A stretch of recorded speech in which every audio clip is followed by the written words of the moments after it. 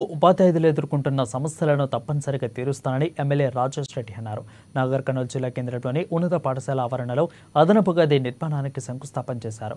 కాంగ్రెస్ ప్రభుత్వం విద్యా వైద్య రంగంపై ప్రత్యేక దృష్టి సారించిందని, వాటిలో నెలకొన్న సమస్యలను తప్పనిసరిగా పరిష్కరిస్తామని అన్నారు.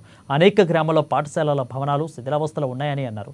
జిల్లా కలెక్టర్, మంత్రుల సహకారంతోనే అత్యధికంగా నిధులు తీసుకువచ్చి తన హయాంలోనే పాఠశాలలకు పూర్వ వైభవం తీసుకొస్తానని హామీ ఇచ్చారు.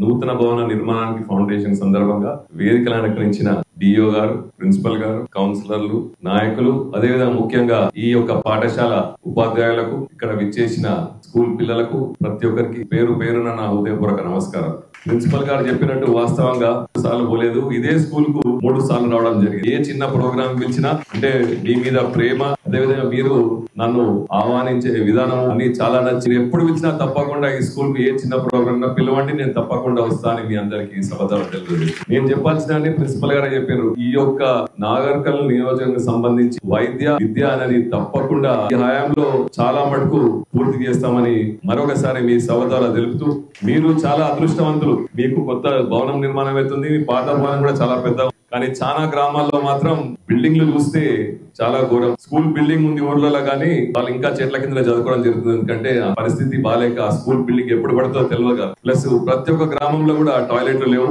తప్పకుండా కలెక్టర్ గారితో కూడా మాట్లాడడం జరిగింది. ఏ గ్రామాల్లో టాయిలెట్లు, స్కూల్ బిల్డింగ్ లేవో దాని ఒకటి మొత్తం రిపోర్ట్ ఇవ్వడం అని అడగడం జరిగింది. తప్పకుండా ఏదో విధంగా